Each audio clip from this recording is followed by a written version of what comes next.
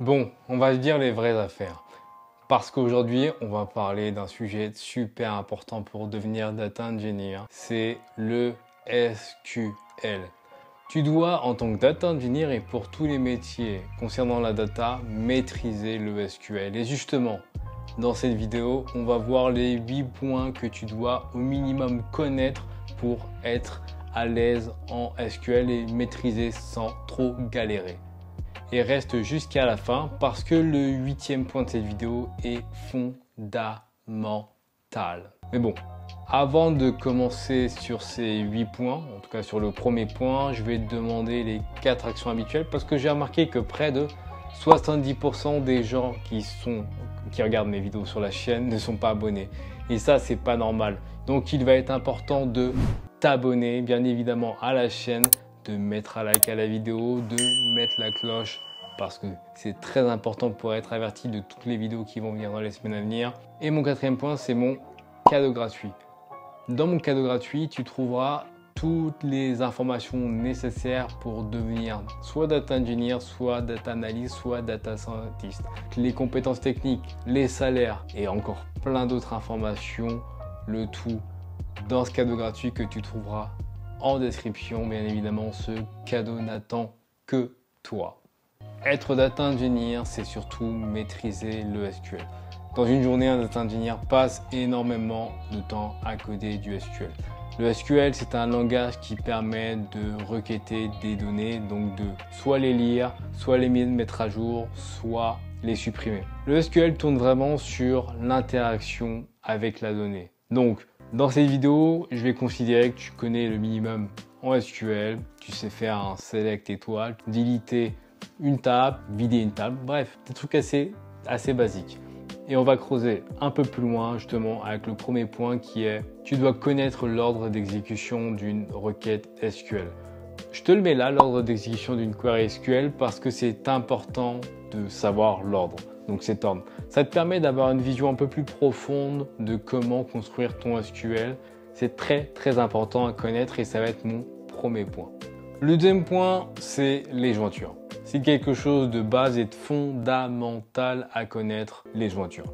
Que ce soit l'inner join, le left join, le right join, et il y en a encore d'autres, il est important pour un data engineer de pouvoir interagir avec pas juste une seule table, mais plusieurs tables. Une jointure et des jointures, je dirais même, permettent d'interagir avec plusieurs tables et ça, c'est fondamental. Donc ça va être le deuxième point, connaître et maîtriser les jointures. Le troisième point, c'est les fonctions d'agrégation. Donc c'est par exemple group by et tout ce qui tourne autour du group by. Donc le group by te permet d'agréger des données qui se trouvent dans une base de données, dans une table ou plusieurs tables, et tu vas l'agréger autour de fonctions mathématiques comme minimum, maximum, moyenne, donc average, etc. C'est fondamental de connaître ça en tant que data engineer parce que finalement c'est le cœur du métier de data engineer, c'est de récupérer des données, les transformer, les stocker, et c'est avec ça qu'on les récupère, les stocke et les transforme. Donc ça, c'était le troisième point, les fonctions d'agrégation. Le quatrième point, c'est un peu dans le même genre, mais un peu plus poussé, c'est les fonctions de fenêtrage. Ça te permet de réaliser des agrégations, mais précisément sur une fenêtre de données, donc sur un ensemble de données non agrégées. Bref, je te mets des éléments en description pour t'informer sur si tu ne sais pas ce que c'est, parce que c'est capital de connaître, de savoir faire un lag, de savoir faire un lead, de savoir faire un max, un count. Tout ça, ça va être fondamental pour justement créer tes data pipelines et jouer avec la donnée. Donc ça, c'est évident que tu dois le maîtriser. Donc ça, c'est mon quatrième point. Le cinquième point, c'est connaître les calculs analytiques.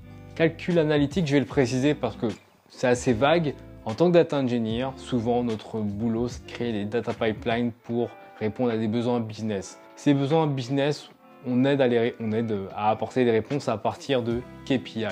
Je te mets la définition là de KPI. Et les KPI sont des indicateurs qui te permettent justement d'aider à la prise de décision. Donc toi, en tant que data engineer, tu dois mettre en place des data pipelines qui calculent souvent des KPI. Et donc tu dois connaître les KPI de base de différents produits. Mettons Facebook. Facebook, souvent, le cœur de Facebook, c'est la rétention. C'est le nombre de personnes qui restent sur l'application. C'est le nombre de personnes qui se connectent tous les jours, toutes les semaines, tous les mois. Donc ça, on va appeler ça le DAU, le WAU, le MAU. Donc Daily Active User, Monthly Active User, Weekly Active User. Autre exemple. Il peut être aussi intéressant pour un business de connaître la stickiness. La stickiness, c'est le taux d'adhérence sur une application. Par exemple, mettons Netflix. Imaginons, Netflix souhaite savoir combien de temps une personne reste tous les jours sur l'application, donc sur une semaine. Voilà, donc on va calculer le stickiness de cette manière. Donc toi, en tant que data engineer, tu dois connaître ce que c'est que le stickiness. Dernier exemple, c'est connaître ce que c'est qu'un churn. C'est la proportion de clients perdus sur une application ou sur un service. Donc globalement, tu es sur Netflix, tu regardes Netflix pendant une semaine et puis d'un coup, tu décides de ne plus regarder sur un mois par exemple. Et donc l'idée, c'est que Netflix veut savoir le churn pour justement calibrer l'application, calibrer le besoin et comprendre pourquoi les gens ne restent pas sur l'application de Netflix ou en tout cas sur l'interface Netflix. Donc ça, c'est des calculs analytiques assez classiques qui sont réalisés le plus souvent par des data engineers avec l'aide des data scientists et data analysts, parce que c'est souvent ces deux autres personnes qui sont garants des règles métiers. Et donc c'est important pour un data engineer de comprendre toutes ces subtilités. Donc ça, c'est mon 5e point. Le 6e point, c'est simple, c'est basique, c'est de connaître et jouer avec les dates. En SQL, il y a de très nombreuses fonctions dates pour calculer les dates futures, les dates passées, la semaine, le mois, l'année, etc. Donc, en tant que data engineer, il est important de maîtriser tout simplement l'ensemble des fonctions dates. Très, très important à ne pas oublier. Bon, parlons maintenant des CTE ou sous-requêtes. Les deux sont très similaires. Je te mets la définition en description parce que c'est assez proche. Vraiment, ça fait quasiment la même chose, c'est juste des questions esthétiques. Moi, à titre personnel, je préfère les CTE. Mais bref, en tant que data engineer, il est capital de pouvoir soit faire une CTE, soit faire des sous-requêtes. Parce que justement, avec les sous-requêtes ou CTE, ça te permet d'amener une complexité dans l'utilisation de la donnée lorsque tu fais des selects, quand tu fais un insert, etc. Donc, c'est capital pour un data engineer de maîtriser ces deux notions. Donc encore une fois, je te mets des informations en description. Et le 8e point, et pour moi le point le plus important, c'est maîtriser l'utilisation et la lecture d'un plan d'exécution. Un plan d'exécution, c'est quoi? Un plan d'exécution, c'est tout simplement la manière dont le moteur SQL va exécuter ta query, ta requête SQL. C'est capital de savoir lire un plan d'exécution parce que c'est ça qui va t'amener à un autre niveau de lecture et ça va t'aider tout simplement aussi à optimiser ta requête SQL. L'optimisation de requête SQL est un élément cœur du métier de data engineer parce que souvent les data engineers gèrent des volumes énormes de données. Donc clairement, il va falloir que tu maîtrises cette 8e notion, cette 8e connaissance parce que clairement, ça va te faire la différence entre quelqu'un qui maîtrise ce point et quelqu'un qui ne le maîtrise pas. Voilà. Et donc clairement, ça va faire la différence entre quelqu'un qui maîtrise et quelqu'un qui ne maîtrise pas la lecture d'un plan d'exécution. C'est capital de connaître ça, de connaître ce point, tout simplement. Et donc voilà, on a vu les 8 points à connaître en SQL, les 8 concepts à maîtriser en SQL.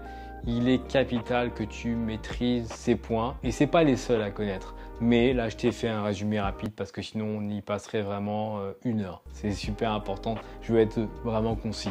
Et donc, j'espère que cette vidéo t'a plu, t'a aidé dans ta carrière et pour savoir comment maîtriser et qu'est-ce que tu as surtout besoin de maîtriser en SQL. Si c'est le cas, je te laisse mettre un like à la vidéo. Et bien évidemment, tu as mon cadeau gratuit qui est là. Super important parce que tu trouves également plein d'informations sur le SQL, mais encore sur plein d'autres choses. Sur ce, c'était Data from Scratch, c'était Willis et je te dis à la prochaine.